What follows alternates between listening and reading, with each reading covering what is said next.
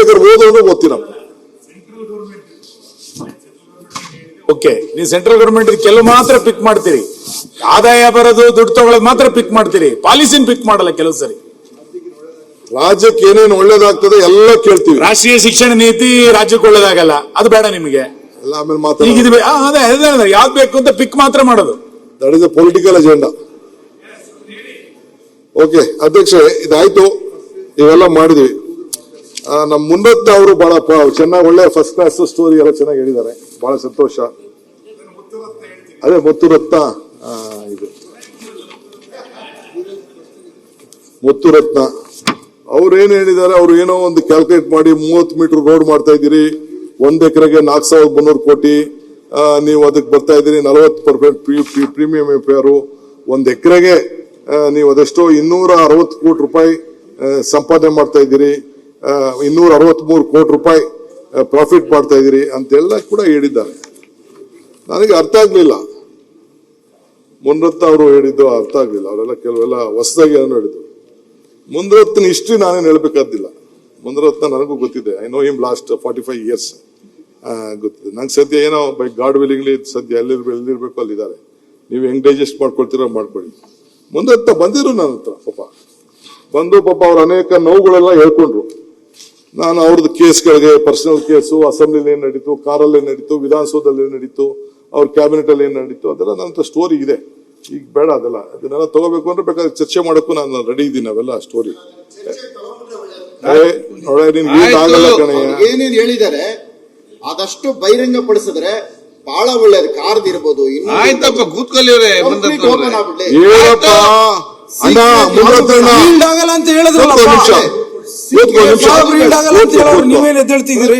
ಯಾವ್ದಕ್ಕೆ ಕೇಳ್ತೀನಿ ಅಂದ್ರೆ 1 ನಿಮಿಷ ಕೂತ್ಕೊಳ್ರಿ, ಉತ್ತರ ಕೊಡ್ಲಿ. ಅಶೋಕ್ ಅಣ್ಣಂಗೆ ಏಡ್ಸ್ ಚುಚ್ಚಕ್ ಹೋದ ನಾನಲ್ಲ. ಏಡ್ಸ್ ಇಷ್ಟೊಂದು ಎಫ್ಐಆರ್ ಇದೆ. ಈಗ ಯಡಿಯೂರಪ್ಪನ ಮೇಲೆ ಏನಾಯ್ತು ಅಂತ ನಾನು ಹೇಳಬೇಕಾಗಿಲ್ಲ. ಮಾತಾಡಕ್ಕೆ ಅವಕಾಶ ಕೊಡ್ತೀರಾ ಇಲ್ಲ? ಮಾತಾಡಕ್ಕೆ ಉತ್ತರ ಮಾತಾಡಕ್ಕೆ ಅವಕಾಶ ಕೊಡ್ತೀರಾ ಇಲ್ಲ? ಕಾರ್ಪೊರೇಷನ್ ಬಗ್ಗೆ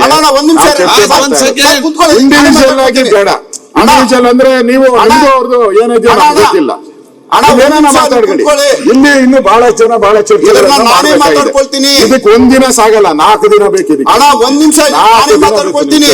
ಅದಕ್ಕೆ ಸಪರೇಟ್ ಆಗಿ ಅವರಿಬ್ಬರು ಒಂದೇ ನಿಮಿಷ ಅಧಿವೇಶನ ಮಾಡಿ, ಅವರಿಬ್ಬರಿಗೆ ಒಂದು ಅಧಿವೇಶನ ಮಾಡ್ಬಿಟ್ಟು ಅವರಿಬ್ಬರಲ್ಲಿ ಏನ್ ಬೇಕಾದ್ರೂ ಮಾಡ್ಕೊಳ್ಳಿ. ನಮ್ದು ಆಯ್ತು. ಈಗ ಕಾರ್ಪೊರೇಷನ್ ಬಗ್ಗೆ ಏನಿದೆ ಸಂಬಂಧಪಟ್ಟಿದ್ದು ಎತ್ತಿದ್ದಾರೆ, ಪರ್ಸನಲ್ ಆಗಿ ನೀವು ಕುಂತ್ಕೊಳ್ಳಿ, ನಾನ್ ಮಾತಾಡ್ಕೊಳ್ತೀನಿ. ಇಲ್ಲ ಮುಂದೆ ಕೂತ್ಕೊಳ್ಳಿ. ಈಗ ಎಲ್ಲರಿಗೂ ನೋಡಿ ಕ್ವಶನ್ ಅರ್ಥ ಕೊಡ್ಬೇಕು. ಈಗ ಉತ್ತರ ಅವರು ನಿಜವಾಗ್ಲು 1 ನಿಮಿಷ ನೀವು ಹೋಗೋಂತ ಕೆಲಸ ಮಾಡ್ಬೇಡ್ರಿ. ನನಗೆ ನೀವು ಉತ್ತರ ಕೊಡೋ ಶಕ್ತಿ ಇರೋ ಕೂತ್ಕೊಳ್ಳಿ, ನಾನು ಮಾತಾಡ್ತೀನಿ. ನಿಮ್ಗೆ ಉತ್ತರ ಕೊಡೋ ಶಕ್ತಿ ಇರೋ ಮಾತಾಡಿ. ಮುಖ್ಯಮಂತ್ರಿಗಳು ಬೆಂಗಳೂರು ಬಗ್ಗೆ ಮಾತಾಡ್ತಿರೋ ಈ ಪರ್ಸನಲ್ ವಿಚಾರದಲ್ಲಿ ಹೋಗ್ಬಿಟ್ಟು ಈ ಬೆಂಗಳೂರು ವಿಚಾರ ಕೈಬಿಟ್ಟು ಹೋಗುವಂತದ್ದಾಗುತ್ತೆ. ದಯವಿಟ್ಟು ಸರ್ ಕೂತ್ಕೊಳ್ಳಿ ಸರ್. ಇದು ಎಂಎಲ್ಎಗಳು ನಾಳೆ ದಿನ ಎಲ್ಲರೂ ಎಂಎಲ್ಎಗಳಿಗೆ ಇದೇ ಡ್ಯಾಮೇಜ್ ಮಾಡ್ತಾರೆ. ಇವತ್ತು ಇಲ್ಲಿರ್ಬೋದು, ನಾಳೆ ಅಲ್ಲಿರ್ಬೋದು. ಇದು ಸ್ಪಷ್ಟವಾಗಿ ಒಂದು ಉತ್ತರ ಸಿಗ್ಬೇಕು. ಸರ್ ಕೂತ್ಕೊಳ್ಳಿ ಸರ್ 1 ನಿಮಿಷ. ಸಭಾಧ್ಯಕ್ಷರೇ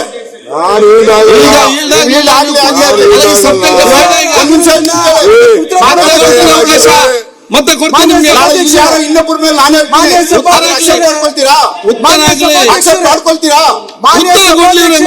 ಮಾಡ್ಕೊಳ್ತೀರಾ?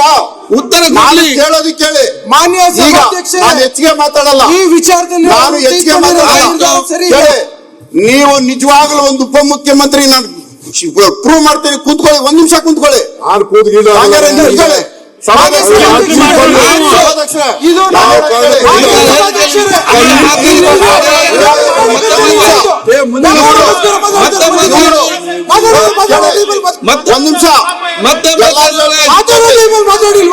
ಇವರು ಮಾಡಿರುವಂತ ಪಾಪ ಕೆಲಸ ಇದು.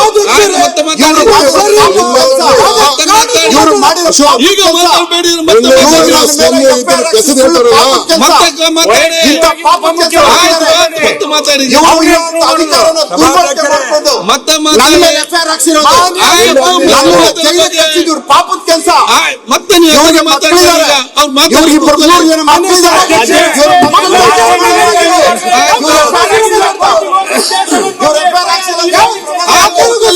ಇಂಥ ಪಾಪದ ಕೆಲಸ ಮಾಡಿ ಇಲ್ಲಿ ಬಂದು ಕೂತ್ಕೊಳ್ಳೋದು. ಇಂಥ ಪಾಪದ ಕೆಲಸ